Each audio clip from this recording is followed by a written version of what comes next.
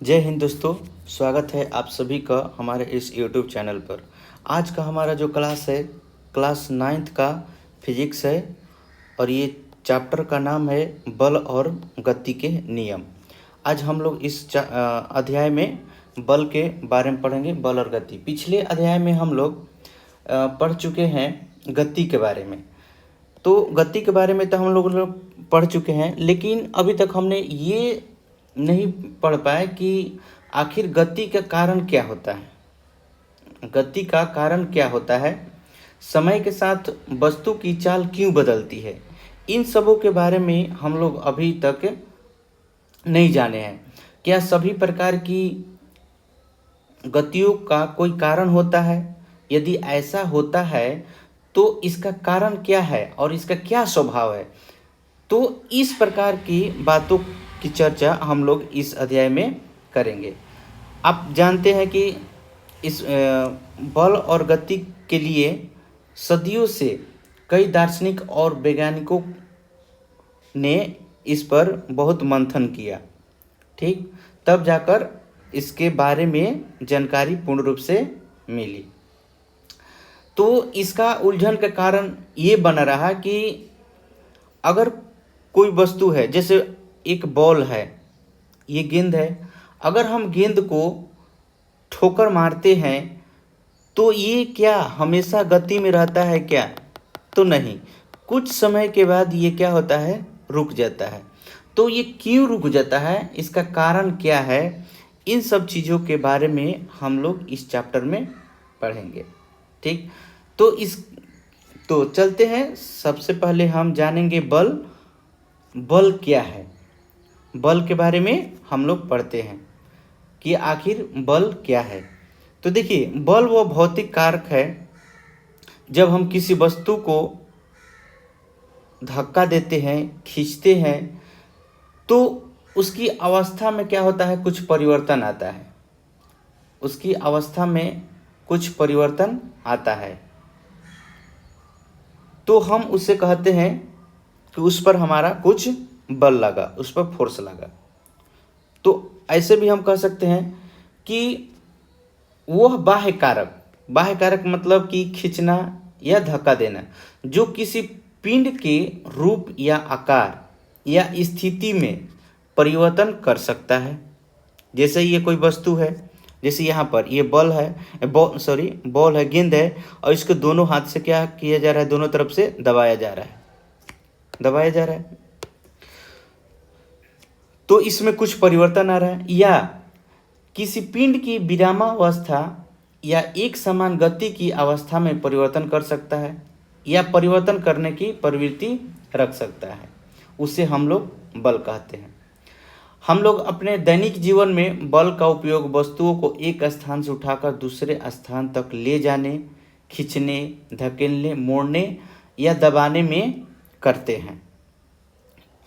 तो इस प्रकार हम कहते हैं कि हमारा क्या, किसी वस्तु पर बल लगा। एग्जाम्पल के तौर पर आप यहाँ पर ये देख सकते हैं कि बल लगाते हैं तो किसी वस्तु की आकृति में क्या चेंजिंग आता है, या एक वस्तु को दूसरे स्थान पर हम लोग रख सकते हैं। चलिए और पढ़ते हैं, इसके बारे में जानते हैं। हाँ, एक बात याद रखिएगा, बल एक क्या है, एक सदिश राशि है। याद रखिएगा, बल जो है एक सदिश राशि है। बल एक एग्जाम में आता है, एक सदिश राशि है। सदिश राशि है, इसको याद रखिएगा, आएगा एग्जाम में, ऑब्जेक्टिव क्वेश्चन में, सदिश राशि। और इसका एसआई मात्रक जो होता है, इसका एसआई मात्रक न्यूटन होता है। एसआई मात्रक जो है न्यूटन होता है, ये याद रखिएगा, एसआई मात्रक न्यूटन होता है।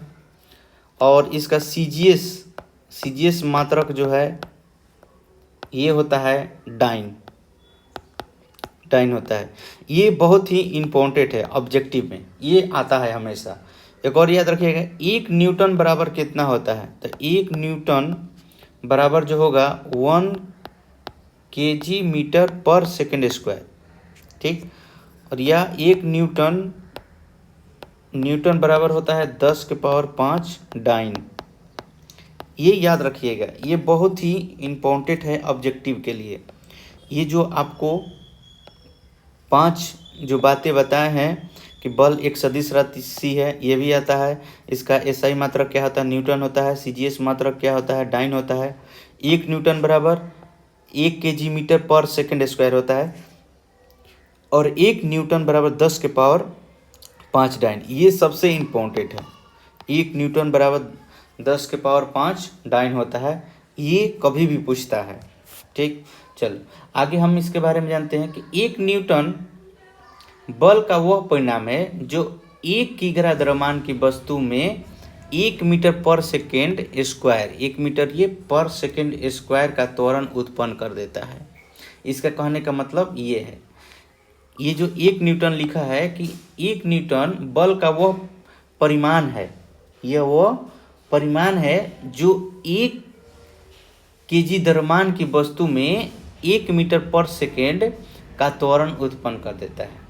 जैसे उदाहरण के तौर पर हम बताते हैं कि बल के द्वारा खेल के मैदान में स्थिर रखी फुटबॉल को अगर किक मारते हैं गति में आ जाता है। अगर कोई फुटबॉल है मैदान में, आप खेल रहे हैं फुटबॉल, तो अगर उसको किक मारते हैं तो क्या होता है, वो गतिशील बन जाता है। एक बक्से को फर्श से उठाया जाता है और एक रबड़ बैंड को क्या खींचा जा सकता है, खींचने पर भी उसमें क्या होता है, एक बल लगता है। चलिए अब आगे पढ़ते हैं। बल या बलों का समूह किसी वस्तु पर लगकर 3 कार्य कर सकता है। 3 कार्य कर सकता है, क्या कर सकता है? तो बल या बलों का समूह किसी वस्तु की चाल में परिवर्तन ला सकता है। वस्तु की चाल में क्या होता है, वो परिवर्तन ला सकता है। दूसरा क्या कर सकता है कि किसी वस्तु की गति की दिशा में परिवर्तन ला सकता है, और उसका क्या तीसरा जो है, उसकी आकृति को बदल सकता है। उसकी ये 3 एग्जाम्पल आपको यहाँ पर दर्शाए हैं, आपका फिगर जो दिया हुआ है। चलिए आगे हम पढ़ते हैं। एक नोट याद रखिएगा, ये तो हम बता ही दिए हैं पहले ही कि एक सदिश राशि है, अब परिणाम और दिशा दोनों। अब बल के प्रकार पढ़ते हैं। बल कितने प्रकार के होते हैं? तो बल जो है 2 प्रकार के होते हैं। एक जो होता है संतुलित बल, संतुलन बल या संतुलित बल, और दूसरा जो होता है असंतुलित बल, ये असंतुलित बल।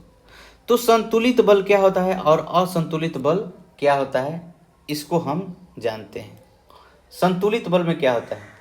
तो संतुलित बल में जो होता है कि जब किसी वस्तु पर एक साथ कई बल कार्य कर रहे हो और उनका जो है परिणामी बल 0 हो, तो उन बलों को संतुलित बल कहते हैं। उन बलों को क्या कहते हैं? संतुलित बल कहते हैं। या दूसरे शब्द में ये कह सकते हैं कि यदि बलों का समूह किसी वस्तु पर लगकर उसमें त्वरण उत्पन्न नहीं करना, उसमें जो त्वरण उत्पन्न नहीं करता है, तो बलों को क्या कहते हैं? संतुलित बल कहते हैं। जैसे ये मेज पर एक वस्तु रखा है और इस वस्तु को इधर भी उतना ही फोर्स से खींचते हैं और दूसरे तरफ भी उतना ही फोर्स से खींचते हैं, तो वस्तु क्या है, वो ज्यों के त्यों अपने ही अवस्था में वहाँ पर स्थिर रहती है। तो हम कहते हैं कि ये क्या है? संतुलित में। तो संतुलित बलों में वस्तु की आकृति बदलती है।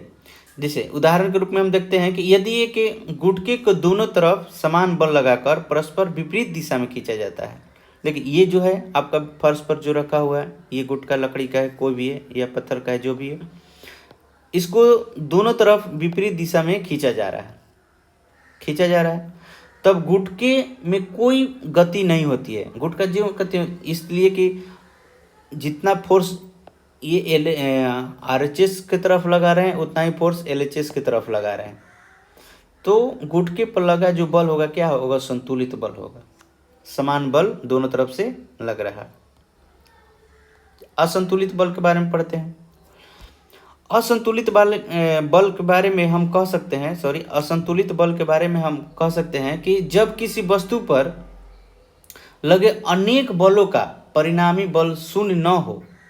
संतुलित बल में तो बल 0 था, कितना भी बल लगाए, लेकिन संतुलित बल में परिणामी बल क्या था? अंतिम बल जो था वो 0 था। लेकिन इसमें क्या है? 0 न हो, तो उन बलों को असंतुलित बल कहते हैं। उदाहरण के तौर पर हम कह सकते हैं कि रस्साकसी में यदि एक टीम दूसरे टीम से अधिक शक्तिशाली है, जैसे रस्सी हम ये लिए और इधर भी व्यक्ति खींच रहा है और इधर भी व्यक्ति खींच रहा है, लेकिन एक तरफ क्या है अधिक व्यक्ति हैं और एक तरफ क्या है कम व्यक्ति हैं, तो कमजोर टीम को अपनी ओर खींच लेता है कौन सा, मजबूत जो टीम होता है।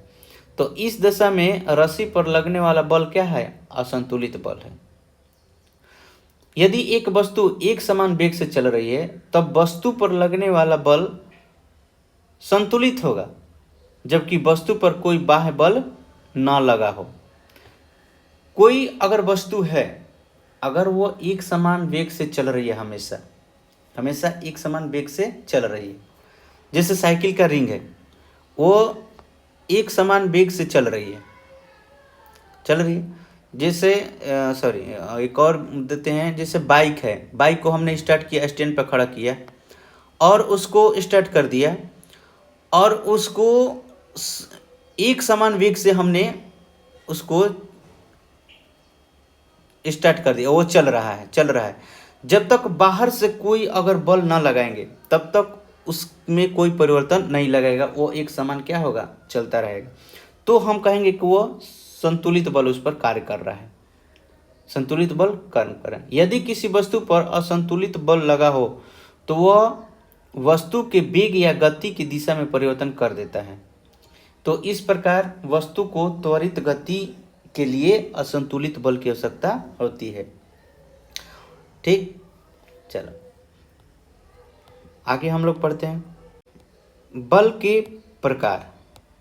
बल के और प्रकार पढ़ते हैं। एक होता है आपका स्पर्श बल और दूसरा होता है दूरी पर क्रिया बल या अस्पर्श बल। स्पर्श बल क्या होता है और अस्पर्श बल क्या होता है, इसके बारे में हम लोग थोड़ा सा जानते हैं। ऐसे बल जो वस्तु के भौतिक स्पर्श से आरोपित होते हैं वो स्पर्श बल कहलाते हैं। जिसको जैसे यहाँ पर एक एग्जाम्पल फिगर में दिखाया गया है कि ये क्या कर रहे हैं, वस्तु को स्पर्श करके इस पर बल लगा रहे हैं, इसको धक्का दे रहे हैं, तो इसको हम कहेंगे स्पर्श बल है। क्या है, एक स्पर्श बल का डिफिनीशन है। तो स्पर्श बल में क्या क्या आता है, तो स्पर्श बल में आएगा एक अभिलंब बल। अभिलंब बल क्या होगा, तो होगा जब स्पर्श बल वस्तु के संपर्क की सतह के लंबवत लगते हैं। ये लंबवत रूप से लगा, टेबल पर रखा हुआ है तो टेबल पर ये बल जो है लंबवत रूप से लगा हुआ है, एकदम सीधा, तो उन्हें क्या कहते हैं, अभिलंब बल कहते हैं। जैसे टेबल पर रखी वस्तु है उसके द्वारा जो बल लग रहा है वो क्या है, अभिलंब है, वो सीधा लग रहा है, वो 90 डिग्री पर लग रहा है, वो क्या 90 डिग्री पर यहाँ पर बल वो लग रहा है, तो उसको हम अभिलंब बल कहते हैं। इसमें एक और आता है तनाव बल। तनाव बल क्या होता है, जिससे किसी रस्सी को खींचते हैं, जब किसी वस्तु को एक डोरी से बांध कर खींचते हैं तो उसके द्वारा जो बल लगता है वो तनाव बल कहलाता है। यहाँ पर बैठा व्यक्ति एक रस्सी को किसी रस्सी से बंधे वस्तु को वो क्या कर रहा है, खींच रहा है। तीसरा होता है घर्षण बल। तो घर्षण बल क्या होता है कि जब कोई वस्तु किसी दूसरी वस्तु के सतह पर सरकती है या चलने की चेष्टा करती है तो सतहों के बीच लगने वाला बल जो होता है घर्षण बल कहलाता है। जैसे मेज पर रखी पुस्तक को ठेलने से मेज तथा पुस्तक के सतहों के बीच उत्पन्न बल। जैसे कोई मेज है, मेज पर कोई हम वस्तु रखे हुए हैं, तो अगर हम वस्तु को यहाँ से यहाँ धक्का देते हैं तो मेज और वस्तु के बीच क्या होता है, एक बल लगता है, वो क्या होता है, घर्षण बल। जैसे हम लोग फर्श पर चलते हैं तो हमारा जो होता है स्लीपर, जूता जो होता है या चप्पल जो होता है वो क्या चिकने सतह पर फिसलता है और रुखड़ा जो रहेगा सतह उस पर फिसलता नहीं है। तो इसका मतलब कि रुखड़े जो सतह है उस पर घर्षण ज़्यादा लगता है और जो चिकना सतह होता है उस पर घर्षण बहुत ही कम लगता है, जिससे पैर हमारा फिसलता है।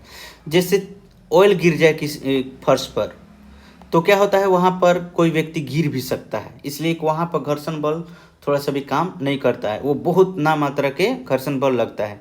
तो घर्षण बल जो होता है जिसके वजह से हम लोग चलते हैं, तो हमारा स्लीपर और फर्श के बीच एक बल लगता है, जो क्या होता है, वो घर्षण बल लगता है, घर्षण बल लगता है। जैसे यहाँ पर आप देख सकते हैं फिगर में। चलो अगला हम पढ़ते हैं, दूरी पर क्रिया बल या अस्पर्श बल, मतलब बिना उसको स्पर्श किए। तो उसमें क्या हो जाएगा, उसमें आपका क्या हो जाएगा, जैसे कोई वस्तु, जैसे आम है धरती पर गिर रहा है, आम क्या है, गिर रहा है, तो उसमें जो बल तो लग रहा है तभी तो धरती पर आ रहा है, लेकिन कौन सा बल रहा है, उसमें तो कोई स्पर्श नहीं हो रहा है, कोई वस्तु को छू नहीं रहा है, तो उसको अस्पर्श बल में रखते हैं। वो क्या होता है, गुरुत्व बल होता है। वो क्या होता है, गुरुत्व बल। तो पृथ्वी वस्तु को जिस बल से अपनी ओर खींचती है उसी को हम क्या कहते हैं, गुरुत्व बल कहते हैं। तो अस्पर्श में होता है कि जो वस्तु की भौतिक स्पर्श के बिना आरोपित होते हैं, दूरी पर क्रिया बल कहलाते हैं, माने अस्पर्श बल उसको हम कहते हैं, उसको हम अस्पर्श कहते हैं। आगे देखिए, यहाँ पर एक फिगर के माध्यम से आपको दर्शाया गया है कि कोई वस्तु जो हो रहा है पृथ्वी पर आ रही है, वो गिर रही है। अब उसके बाद दूसरा हम पढ़ सकते हैं, कह सकते हैं चुंबकीय बल। एक चुंबक जो होता है किसी वस्तु को अपनी ओर आकर्षित कर लेता है। चुंबक द्वारा उत्पन्न बल जिसे वह लोहे की अपनी वस्तु को अपनी ओर खींचता है, तो वो क्या कहलाता है, चुंबकीय बल कहलाता है।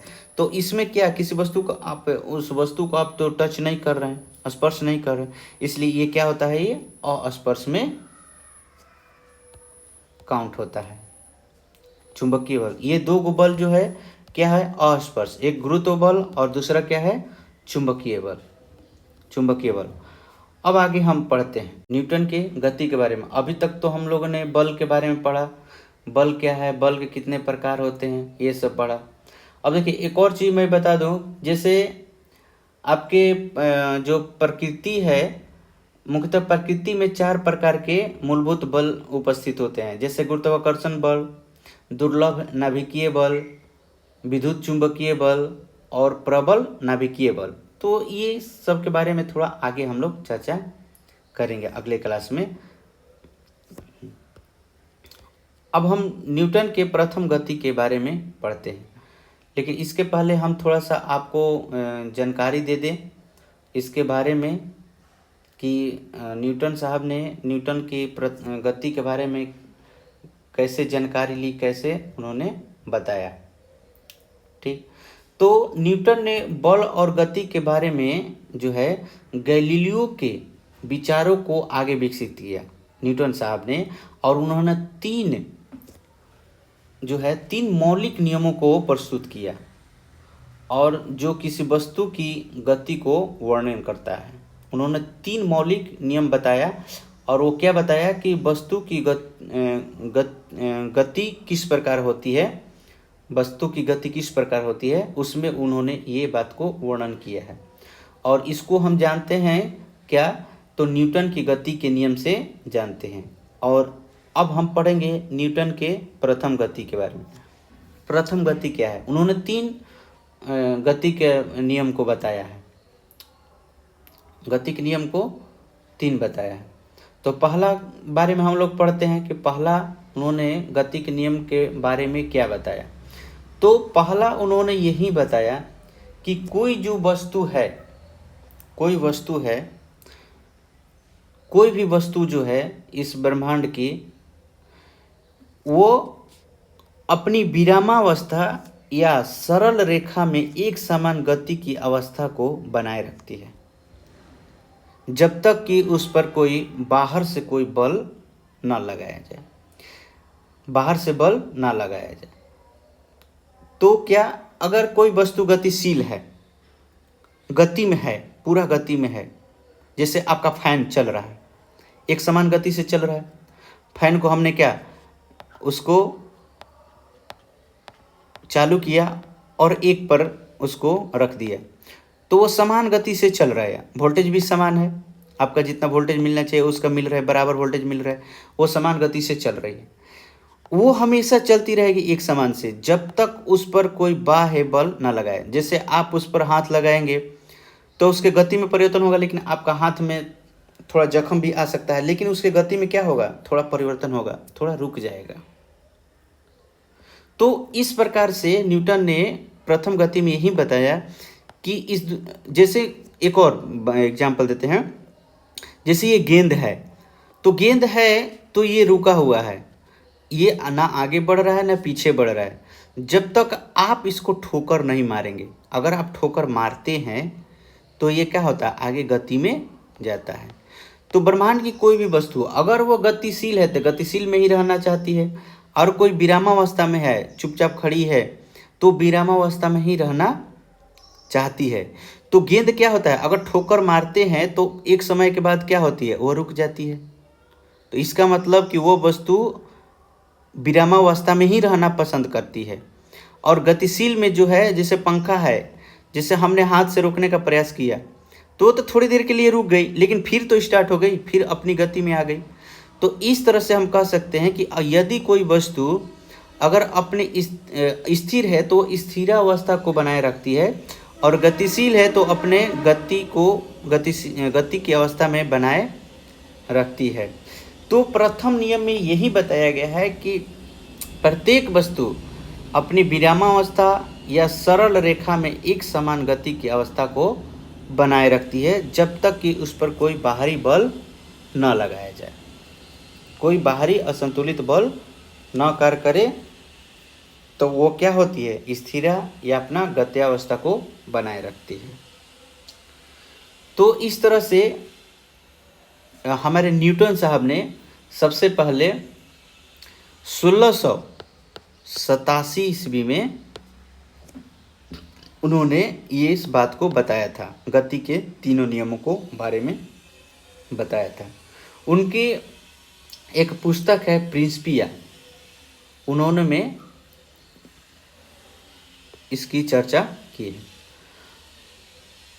तो न्यूटन का प्रथम गति हो गया। अब इस पर जो आधारित कुछ एग्जाम्पल है उसको हम बताते हैं प्रकृति में।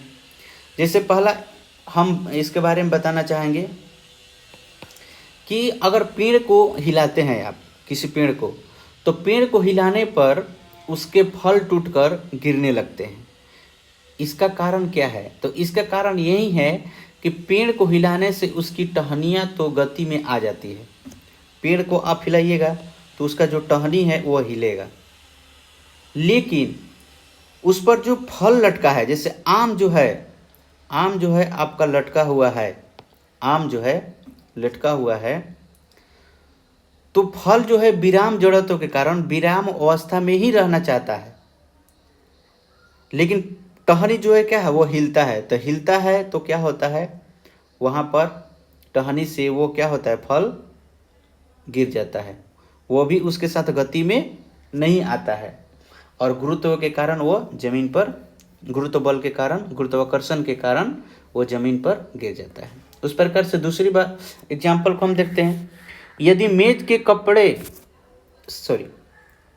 अगर ये मेज है, मेज के ऊपर आप कपड़े रखे हैं और कपड़े के ऊपर जो है बर्तन रखें, और यदि हम मेज के कपड़े को अचानक खींचते हैं तो बर्तन तो मेज पर ही रह जाता है, लेकिन कपड़ा जो है मेज से अलग हो जाता है। इसका कारण ये है कि कपड़ा पर जो बर्तन रखे हैं, बर्तन जड़त्व के कारण वो विराम अवस्था में बने रहना चाहता है, इसलिए मेज के पर जो कपड़ा आपने रखा है वो अलग हो जाता है, लेकिन बर्तन जो है क्या होता है, ज्यों के त्यों वहीं पर रह जाता है। लेकिन वो कपड़ा जो है अचानक गति से खींचना पड़ेगा, यानी धीरे धीरे खींचिएगा तो वो बर्तन भी खिंचाया जाएगा।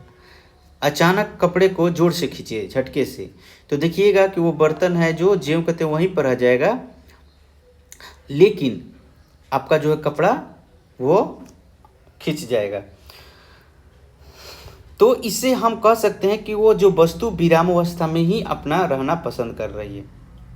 उस पर देखिए, जैसे यहाँ पर देख सकते हैं एक ग्लास है, ग्लास के ऊपर एक कार्ड रखा हुआ है और कार्ड के ऊपर एक सिक्का रख दीजिए। यहाँ पर आपको एग्जाम्पल के दिखा रहे हैं। ये यहाँ पर देखा, उंगली से ताश के पत्ते को झटके देने पर जो पत्ते के ऊपर रखा जो सिक्का है वो नीचे क्या होता है, गिलास में गिर जाता है और पत्ता जो होता है आगे बढ़ जाता है। तो इस तरह से खुद से आप घर पर इसको ये क्रिया कर सकते हैं, करके देख सकते हैं। तो गिलास पर जो गिलास पर आपने पत्ता रखा है, कार्ड रखा है और उसके ऊपर जो सिक्का है, तो आपने गति किस में दी, कार्ड में। कार्ड को आपने गति दिया, कार्ड पर आपने क्या किया, ठोकर मारा तो वो गति में आ गया। लेकिन सिक्का पर तो आपने कोई बल नहीं लगाया। तो सिक्का क्या है, अपने विरामावस्था को ही रखना, विरामावस्था में ही रहना चाहती है। तो इसलिए वो सिक्का क्या हो, वो गिलास में गिर गया। दूसरी बात, एक और बात हम बताते हैं कि गोली आप मारते हैं, गोली आप बंदूक से, अगर गोली, ये कांच है, कांच पर एक बंदूक की गोली मारिए और एक पत्थर मारिए, तो इसमें देखिएगा क्या होता है। अगर गोली मारने से कांच में गोल छेद हो जाता है, परंतु पत्थर मारने पर कांच टूट जाता है पूरी तरह से। क्यों होता है ऐसा? जब गोली अत्यधिक तीव्र वेग से कांच से टकराती है तो कांच का केवल वही भाग गति में आता है जो उसके संपर्क में आता है। गोली काफ़ी तेज रफ्तार से जाती है और उसके गति में कौन आएगा, उतना ही भाग आएगा जितना गोली बराबर है, उतना ही भाग को वो क्या करती है, छेद करके वो निकल जाती है। लेकिन अगर आप पत्थर को, अगर इसे मारते हैं, पत्थर से जब कांच के टुकड़े को मारा जाता है तो उसका वेग जो है इतना तेज नहीं होता है, इतना अधिक नहीं होता है। तो इसलिए क्या होता है, कांच के केवल वही भाग गति में आएगा जो पत्थर के संपर्क में आता है, वरना उसके आसपास, कहने का मतलब कि उसके आसपास का भी कांच क्या होता है, गति में आ जाता है, जिससे कांच का टुकड़ा क्या होता है, टूट जाता है, पूरी तरह से कई टुकड़ों में बढ़ जाता है। दूसरा, आपने ये भी देखा होंगे कि ट्रेन से कोई व्यक्ति कूद जाता है या कोई गाड़ी से कूदता है, तो उसमें क्रिया क्या होता है। अगर आप ट्रेन से आप क्या होते हैं, कूदते हैं, तो ट्रेन से कूदने वाला यात्री क्या होता है, आगे की ओर गिर पड़ता है। अचानक देखिए कूदेगा तो फटाक से गिर जाएगा। क्यों? क्योंकि ट्रेन के साथ जो है वो व्यक्ति क्या था, गति में था, वो गति में था। तो गतिमान ट्रेन से कूदने पर यात्री के पैर जो है पृथ्वी को छूते ही विराम अवस्था में आ जाता है। क्या होता है, विराम अवस्था में आ जाता है।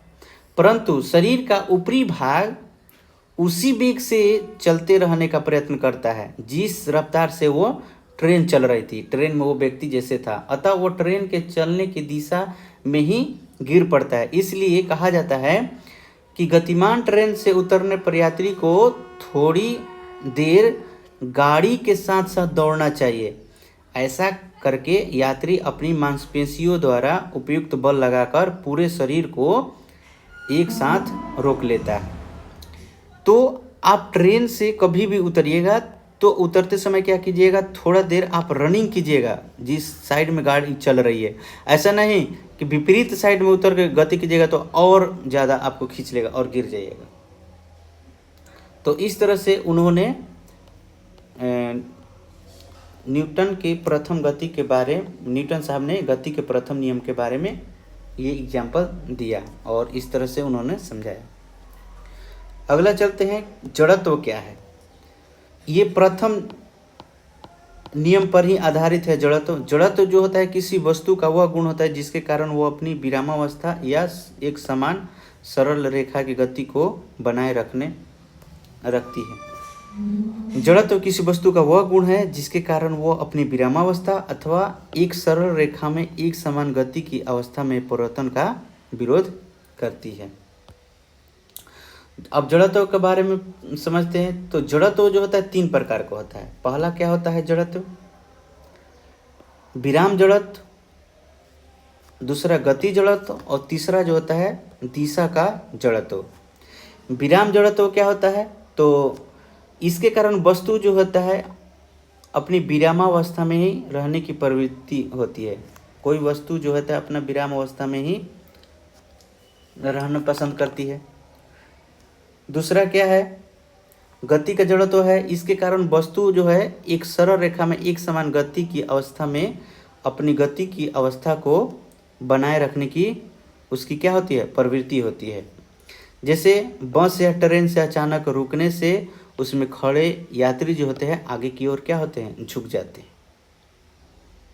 जैसे बस या ट्रेन चल रहा है, उसमें कोई व्यक्ति बैठा हुआ है, तो अचानक जब ब्रेक लगता है तो क्या होता है? जब ब्रेक लगता है तो गाड़ी जो होती है क्या होती है? रुकती है। तो उसके साथ जो आपका जो पैर गाड़ी के साथ जो टच में है वो भी विराम अवस्था में रहना पसंद करती है, लेकिन ऊपर का जो भाग है वो गति में ही रहती है। इस कारण आप क्या होते हैं? आगे की तरफ झुक जाते हैं। या बस या गाड़ी अचानक जब चलती है तो आप पीछे की ओर क्यों झुक जाते हैं? पीछे की ओर। तो उसका कारण ये है कि गाड़ी के जो फर्श है, फर्श के साथ जो आपका पैर है या आप जो बैठे हैं वो गाड़ी के साथ जो भाग टच है वो है कि जैसे ही गाड़ी गति में आती है वो भी गति में आ जाती है, लेकिन आपका ऊपर का शरीर का भाग जो है अभी विराम अवस्था में ही है। तो इस कारण वो क्या होते हैं? पीछे की ओर झुक जाते हैं। तीसरा दिशा का जड़त्व। दिशा का जड़त्व में क्या होता है कि वस्तु का वह गुण जिसके कारण वह अपनी गति की दिशा में होने वाले परिवर्तन का विरोध करती है। उसके गति की दिशा में जो परिवर्तन कीजिएगा उसका वो विरोध करती है, उसी को हम कहते हैं दिशा का जड़त्व। दिशा का जड़त्व कहते हैं। अब पढ़ते हैं संवेग। संवेग क्या होता है? संवेग के बारे में थोड़ा सा पढ़ते हैं। संवेग क्या होता है? रैखिक संवेग क्या है? किसी वस्तु के द्रव्यमान अथवा वेग के गुणनफल को क्या कहते हैं? संवेग कहते हैं। तो किसी वस्तु के द्रव्यमान तथा रेखीय वेग के गुणनफल को उस वस्तु का संवेग कहते हैं। और संवेग जो है क्या? एक सदिश राशि है, इस बात को याद रखिएगा। और इसका जो मात्रक होता है केजी मीटर होता है, केजी मीटर पर सेकेंड यहाँ पर लिखा हुआ है। इसका ऐसा ही मात्रक जो है केजी मीटर पर सेकेंड होता है, केजी मीटर पर सेकेंड होता है। और आपको कभी भी पूछेगा मोमेंटम संवेग क्या होता है, तो P equal to M into V. M क्या है आपका?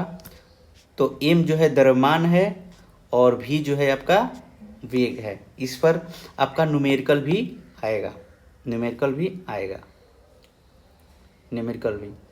तो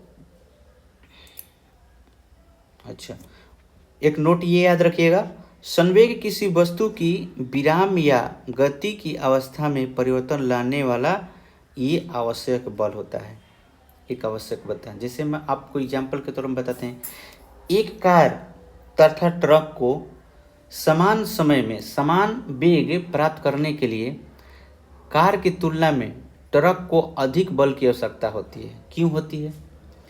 क्योंकि अधिक द्रव्यमान की वस्तु को अधिक संवेग की आवश्यकता होती है और कम द्रव्यमान की वस्तु को कम बल की आवश्यकता होती है। जैसे बंदूक से छोड़ी गोली आसानी से अपने लक्ष्य तक पहुंच जाती है, परंतु कोई पत्थर जो आप फेंकते हैं आसानी से लक्ष्य तक नहीं पहुंच पाती हैं, क्योंकि फेंके गए जो पत्थर जो है और छोड़ी गई जो है बंदूक है, उसमें अंतर क्या होता है? अंतर होता है कि गोली का वेग जो होता है ज़्यादा होता है। इस प्रकार से रेखीय संवेग उसमें अधिक होती है और गोली जो है अधिक संवेग के कारण आसानी से अपने लक्ष्य को क्या करता है? वो भेद देता है, आसानी से उसको क्या करता है? भेद देता है। न्यूटन की दूसरी गति के नियम के बारे में हम लोग पढ़ते हैं। इसके बारे में हम लोग जानते हैं कि न्यूटन ने द्वितीय गति नियम में क्या बताया। तो इन्होंने तो प्रथम नियम में यह बता दिया कि जब कोई असंतुलित बाह्य बल किसी वस्तु पर कार्य करता है तो उसके संवेग में क्या होता है, परिवर्तन आ जाता है। कहने का मतलब वो क्या होता है, त्वरण प्राप्त करती है। अब हम लोग देखेंगे कि किसी वस्तु का जो त्वरण है उस पर लगने वाले बल पर कैसे निर्भर होती है। किसी वस्तु पर अगर आप त्वरण लगाते हैं तो वो बल पर किस प्रकार से निर्भर होती है उसके बारे में हम लोग पढ़ेंगे। तो वही है आपका द्वितीय गति नियम, वो बल पर किस प्रकार निर्भर होती है। तो इसके बारे में हम लोग इसमें अभी पढ़ेंगे, इसके बारे में हम लोग जानेंगे। तो जैसे आप फॉर एग्जांपल के बारे में थोड़ा सा हम बता दें कि अगर आप बचपन में खेले होंगे, एक हल्का सा एक गेंद आता है, हल्का वाला गेंद, और एक भारी वाला गेंद। तो हल्के वाले गेंद से अगर किसी व्यक्ति को अगर मारते हैं तो उससे कम चोट लगता है, लेकिन भारी वाले गेंद से अगर किसी व्यक्ति को मारते हैं तो अधिक चोट लगता है, अधिक चोट लगता है। इसका कारण क्या है? इसका कारण क्या है? अगर मान लीजिए सड़क के किनारे आप चल रहे हैं, कोई गाड़ी खड़ी है, उससे टकराते हैं, तो यदि आप उसे टकराते हैं तो उससे आपको ज़्यादा चोट नहीं लगती है, कोई दुर्घटना नहीं होती है। लेकिन अगर वो गाड़ी चल रही है, मान लीजिए 10 मीटर पर सेकेंड से गति में है, अगर आप उससे टकराते हैं तो क्या हो सकता है कि आपकी मृत्यु भी हो जा सकती है, हो सकती है। इसका कारण क्या है? इसका कारण क्या है? इसके बारे में हम लोग जानेंगे कि अगर एक छोटे द्रव्यमान की वस्तु जैसे गोली को अगर बंदूक से तीव्र वेग से अगर छोड़ा जाए तो वह भी किसी व्यक्ति को क्या करती है, मार देगी, उसकी मृत्यु हो जाएगा। इसका कारण क्या बन सकता है? तो इससे हमें यही पता चलता है कि किसी वस्तु के द्वारा उत्पन्न जो प्रभाव है, किसी वस्तु के द्वारा, जैसे मान लो हल्की वस्तु से किसी को मारे तो कम चोट लगा, किसी भारी वस्तु से हमने किसी को मारा तो अधिक चोट लगा, मतलब अधिक प्रभाव। इसका कारण क्या है? इसके कारण क्या है कि द्रव्यमान और वेग में क्या होता है, परिवर्तन। इसका प्रभाव जो है वेग और द्रव्यमान दोनों में क्या होता है, परिवर्तन करता है। कि अगर भारी वस्तु है, अगर उससे हम किसी वस्तु को मारते हैं तो तेज गति से उसको लगता है, काफ़ी तीव्र, और चोट भी ज़्यादा लगता है। तो इस प्रकार यदि किसी वस्तु को त्वरित किया जाता है, उसको अधिक बल दिया जाता है, अधिक फोर्स किया जाता है, तो अधिक वेग प्राप्त करता है। किसी वस्तु को यदि त्वरित किया जाता है तो अधिक वेग प्राप्त करने के लिए अधिक बल की उसको आवश्यकता होती है। दूसरे शब्दों हम ये कह सकते हैं कि वस्तु के द्रव्यमान एवं वेग के संबंधित एक महत्वपूर्ण राशि, अभी जो हम लोग पढ़े, क्या पढ़ लिए, वो संवेग।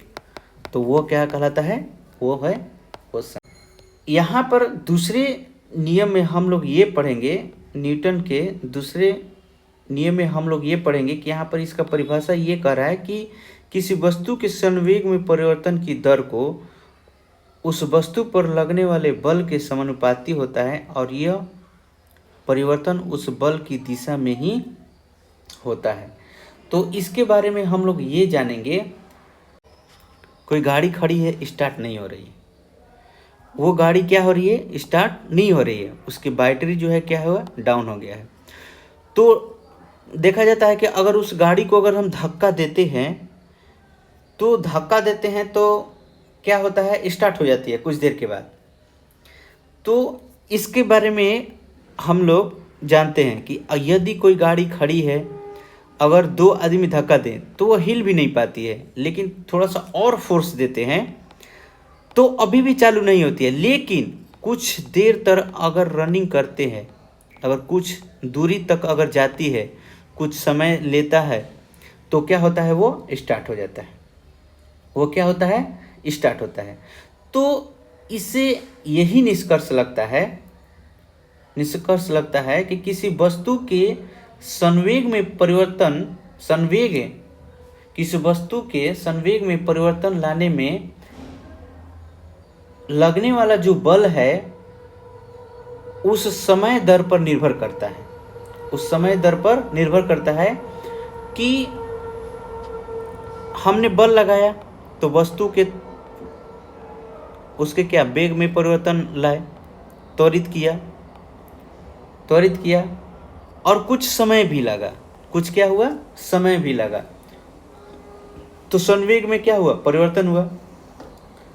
तो यही न्यूटन का द्वितीय गति नियम है कि किसी वस्तु के संवेग में परिवर्तन की दर उस पर लगने वाले असंतुलित बल की दिशा में बल के क्या होते हैं, समानुपाती होता है। बल के क्या होता है, वो समानुपाती होता है। जैसे हम कह सकते हैं कि माना कि m द्रव्यमान की कोई वस्तु है, उसका प्रारंभिक वेग जो है क्या है, u है, सीधी रेखा में वो चल रही है और कुछ समय लग रहा है, t समय तक एक निश्चित बल दिया गया। जो ये गाड़ी खड़ी थी वो क्या प्रारंभिक वेग था, क्या मान लीजिए u, प्रारंभिक वेग 0 था, कुछ नहीं था। उसका द्रव्यमान गाड़ी के क्या था, m था, कितना kg की थी, और हमने कुछ समय तक उस पर बल लगाया, बल कितना F लगाया, कुछ समय तक। तो समय तक लगाया तो उसका अंतिम वेग क्या हो गया, v हो गया, अंतिम वेग v हो गया, कुछ बढ़ गया। तो हम यहाँ पर लिख सकते हैं कि इसका प्रारंभिक और अंतिम संवेग p इक्वल टू क्या होता है, mv होता है, p इक्वल टू mv संवेग। तो पहला संवेग कितना लगा, प्रारंभिक वेग u था, तो पहला जो संवेग लगा आपका p1 mu, दूसरा संवेग कितना लगा, mv, दूसरा संवेग mv। अब संवेग में परिवर्तन की दर क्या होगा, संवेग में परिवर्तन की जो दर होगा, संवेग में परिवर्तन की दर वो directly proportional p2 minus p1 हो जाएगा। संवेग में परिवर्तन क्या होगा, तो संवेग में जो परिवर्तन होगा, संवेग में परिवर्तन होगा वो directly proportional p2 minus p1। इस तरह से हमने यहाँ पर लिखा है, पहले से ही लिख दिया है। तो p2 और p1 का वैल्यू क्या है, तो p2 का वैल्यू जो है mv है, p1 का वैल्यू mu है, यहाँ से m हमने कॉमन लिया तो v माइनस u बचा। अब दूसरे शब्दों में हम कह सकते हैं कि संवेग में परिवर्तन की जो दर था वो क्या था, आपने बल लगाया था, तो बल जो है डायरेक्टली प्रोपोर्शनल क्या हुआ था, फोर्स जो है डायरेक्टली प्रोपोर्शनल था आपका संवेग में परिवर्तन बटा में क्या समय था, संवेग में परिवर्तन बटा में समय। तो ये संवेग में परिवर्तन बटा में समय, तो संवेग में परिवर्तन क्या था, p2 माइनस p1 था। तो कहने का मतलब कि f जो है डायरेक्टली प्रोपोर्शनल था आपका v माइनस u बाई कितना t, और त्वरण क्या होता है, v माइनस u बटा t होता है। तो v माइनस u बटा t के स्थान पर आप क्या लिख सकते हैं, a लिख सकते हैं। तो f डायरेक्टली प्रोपोर्शनल क्या हो गया, m डायरेक्टली प्रोपोर्शनल ma हुआ, और इसके स्थान पर हमने क्या लिख दिया, k लिख दिया। इसके स्थान पर हमने क्या लिखा, इसका k लिखा। k क्या है, तो k एक नियतांक है, एक नियतांक है। तो आपका यहाँ पर न्यूटन का दूसरा गति का नियम क्या हुआ, F बराबर ma, F बराबर ma।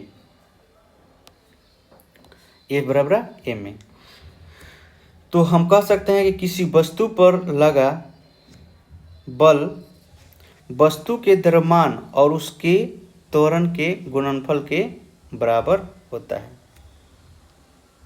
और इसका SI मात्रक याद रखिएगा, SI मात्रक न्यूटन होता है या kg मीटर पर सेकेंड स्क्वायर, या kg मीटर, ये इस तरह से भी लिख सकते हैं, kg मीटर पर सेकेंड स्क्वायर। तो इसके दूसरे गति के नियम का आप अगर एग्जाम्पल के तौर पर आप देखना चाहेंगे तो जैसे क्रिकेट जो खेलते हैं तो उनके पास जो कैच आता है वो रोकने के लिए क्या करते हैं, अपने हाथ को पीछे की ओर क्या करते हैं, खींचते हैं, तो खींचते हैं तो उससे क्या होता है, उनका फोर्स, जो गेंद की जो गति है उसका धीरे धीरे क्या होता है, गति वो कम हो जाता है। नहीं तो अचानक अगर हम गेंद को हाथ को अगर पीछे की तरफ नहीं खींचेंगे तो जिस गति से वो आएगा और हाथों पर टकराएगा तो क्या होता है, वो गेंद उछल जाता है और हाथ में क्या होता है, चोट भी लगती है। तो उसको गति को कम करने के लिए हम हाथ को क्या करते हैं, पीछे की तरफ खींचते हैं और कैच जो होता है हमारा आसानी से हो जाता है। कैच जो होता है क्या होता है, आसानी से हो जाता है। तो इस तरह से इसके हम लोग अपने व्यवहारिक जीवन में न्यूटन के द्वितीय गति का नियम का प्रयोग कैसे करते हैं उसके बारे में हम कुछ एग्जाम्पल से समझते हैं। तो टेबल टेनिस के खेल में जब एक खिलाड़ी गेंद को मारता है, हिट करता है, तो उसे चोट का अनुभव नहीं होता है। दूसरे शब्दों में जब वो तेज गति से किसी क्रिकेट की गेंद को अगर देखते हैं, तेज गति से हिट करता है क्रिकेट की गेंद, अगर किसी दर्शक को लगता है तो चोट लगती है, क्योंकि क्रिकेट के गेंद का जो वेग होता है अधिक होता है और इसका कारण होता है कि उसमें त्वरण भी क्या होती है, अधिक होती है। दूसरा एग्जांपल में देख सकते हैं कि ऊंची कूद के खेल में जब एथलीट गद्दों से बने बिस्तर या रेत के बिस्तर पर गिरता है, तब एथलीट के कूदने के बाद उसे गिरने में जो समय जब गिरता है तो लगे जो समय में जो परिवर्तन होता है वो क्या होता है, उस समय संवेग के परिवर्तन की दर क्या होती है, घट जाती है, जिससे क्या होता है, उससे चोट क्या होती है, कम लगती है। चोट क्या होती है, उससे कम लगती है। एक क्रिकेट खिलाड़ी, अभी तो मैंने बता दिया।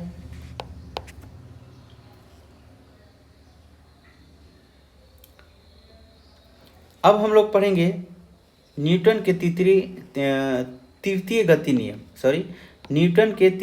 नियम पढ़ेंगे, थर्ड लॉ ऑफ मोशन। इसके बारे में पढ़ते हैं। तो इस नियम के बारे में उन्होंने ये बताया कि दो वस्तुओं के अनुनय क्रिया में पहली वस्तु द्वारा दूसरी वस्तु पर लगाया गया बल दूसरी वस्तु द्वारा पहली वस्तु पर लगाए गए बल के बराबर और विपरीत दिशा में होता है, या प्रत्येक क्रिया के बराबर विपरीत क्रिया होती है। जैसे इनका कहने का मतलब है ये कि जब हम किसी वस्तु पर फोर्स देते हैं तो जितना फोर्स हम देते हैं उतना ही फोर्स वो पीछे की तरफ आता है। जैसे बंदूक से जो गोली छोड़िएगा तो जिस वेग से आगे जाता है वो उतना ही वेग से वो पीछे भी क्या करता है, थोड़ा सा वो धक्का देता है। इनका कहने का मतलब कि प्रत्येक क्रिया के बराबर विपरीत प्रतिक्रिया होती है। जैसे यहाँ पर एक बच्चा है, नाव पर खड़ा है और अचानक जो होता है आगे की ओर कूदता है, तो नाव क्या होती है, पीछे की ओर चली जाती है। तो जिस वेग से व्यक्ति आगे की ओर कूदता है उसी वेग से पीछे की ओर नाव क्या होती है, चली जाती है। इसका मतलब कि जितना फोर्स आगे लगा उतना ही फोर्स क्या हुआ, उसके पीछे लगा। उस तरह से स्प्रिंग हम लोग जब खींचते हैं, स्प्रिंग, यहाँ पर स्प्रिंग का एक एग्जाम्पल दिया है।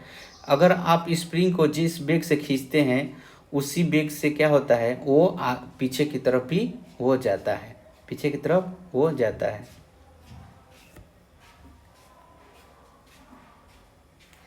जैसे आप रेत पर चलते हैं तो रेत पर चलना कठिन होता है, क्योंकि जब पैरों द्वारा रेत पर बल लगाया जाता है तो रेत पीछे की ओर विस्थापित हो जाती है, जिससे वो प्रतिक्रिया रूप उत्पन्न होने की बल प्रदान नहीं कर पाता है, मतलब आगे की ओर नहीं वो धकेलता है।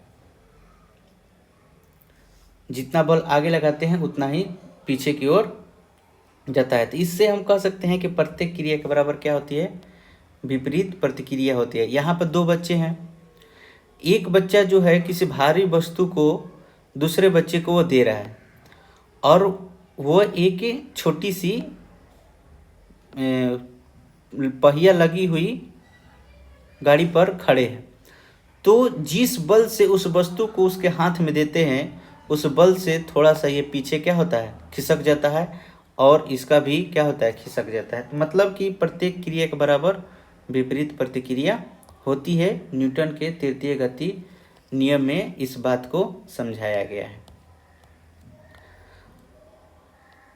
आगे पढ़ते हैं संवेग का संरक्षण। संवेग संरक्षण क्या है? संवेग संरक्षण, संवेग संरक्षण जो है ये जो है न्यूटन की जो गति है इसी अवधारणा से लिया गया है, न्यूटन के नियम से ही लिया गया है। तो संवेग संरक्षण में क्या कहता है कि न्यूटन के जो द्वितीय नियम से हमें ज्ञात होता है क्या, कि यदि किसी वस्तु पर कोई बल आरोपित ना हो तो संवेग में कोई परिवर्तन नहीं होता है। सही बात है। अगर ये गाड़ी है, अगर खड़ी है, इस पर कोई फोर्स नहीं लगेगा तो चुपचाप अपनी खड़ी ही रहेगी, इसके संवेग में कोई परिवर्तन नहीं होगा। जब हम गाड़ी को स्टार्ट करना का प्रयास किया तो क्या उसको कुछ देर तक उसको फोर्स लगाया, कुछ समय तक कुछ धक्का दिया, आगे गई, तब वो क्या हुआ, स्टार्ट हुआ। तो इसमें क्या है कि संवेग क्या हुआ, संरक्षित रहता है। तो वस्तु के निकाय पर यदि कोई बाह्य बल आरोपित ना हो तो संयुक्त निकाय का कुल जो है वेग वो क्या होता है, संरक्षित रहता है। जैसे इसमें हम कह सकते हैं कि जब कोई वस्तु ए वस्तु बी पर बल उत्पन्न करता है तो वस्तु जो है बी समान परिणाम लेकिन वो विपरीत दिशा में वो क्या करता है, बल को आरोपित करता है। तो बल लगता है, जैसे कोई वस्तु दो है, एक वस्तु ए है और एक वस्तु बी है, ये m1 द्रव्यमान का है और ये m2 द्रव्यमान का है। तो दो वस्तुएं हैं, जब ये आपस में टकराती है तो बल उत्पन्न करती है। तो क्या, तो यहाँ पर जो ये एफ ए है ये विपरीत दिशा में, एफ बी ए ये विपरीत दिशा में क्या होती है, उत्पन्न करती है। तो क्रिया के बराबर क्या है, प्रतिक्रिया यहाँ पर देखने को मिलता है, जो न्यूटन के तृतीय गति नियम में हमने अभी बताया। क्रिया के बराबर विपरीत प्रतिक्रिया होती है। जब कोई वस्तु, जैसे गेंद है, गेंद को दीवार में अगर मारते हैं तो जितना फोर्स से ये जाता है उतना ही फोर्स से क्या होता है, आगे की ओर आता है। तो क्रिया के बराबर क्या हुआ, विपरीत प्रतिक्रिया हुआ। तो यहाँ पर हम लिख सकते हैं कि दो वस्तुएं हैं, तो माना कि पहली वस्तु क्या है, m1 है, पहली वस्तु क्या है, m1 है, और दूसरी वस्तु क्या है, m2 है। तो जो वस्तु है, वस्तु ए का द्रव्यमान क्या है, m1 है, और वस्तु जो बी है, वस्तु बी का जो द्रव्यमान है m2 है, और वस्तु ए का वेग, प्रारंभिक वेग जो है वो क्या है, मान लेते हैं u1 है, और वस्तु बी का भी प्रारंभिक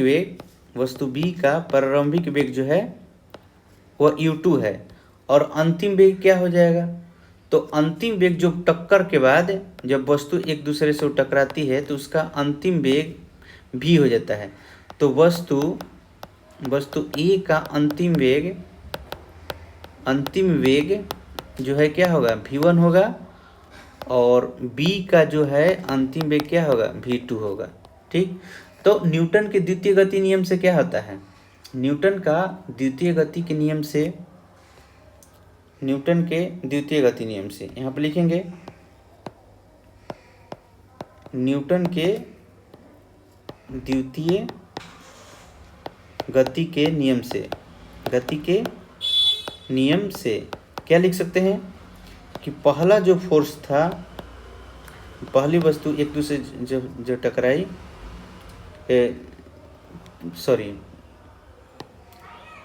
तो उसमें क्या था, m1 v1 minus m1 u2। भाई क्या रहेगा? समय। दूसरा क्या? फोर्स। जब टकराया तो टकराने के बाद क्या हुआ? m2 v2 minus m2 v2, m2 आपका u2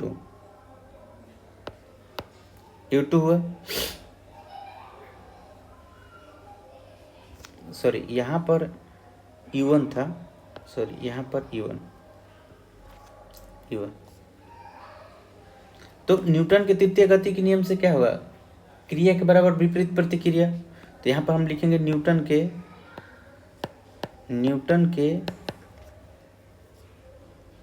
के तृतीय गति नियम से, न्यूटन के तृतीय गति नियम से क्या होगा? m1 v1 minus m1 u1 equal to minus m2 u2 sorry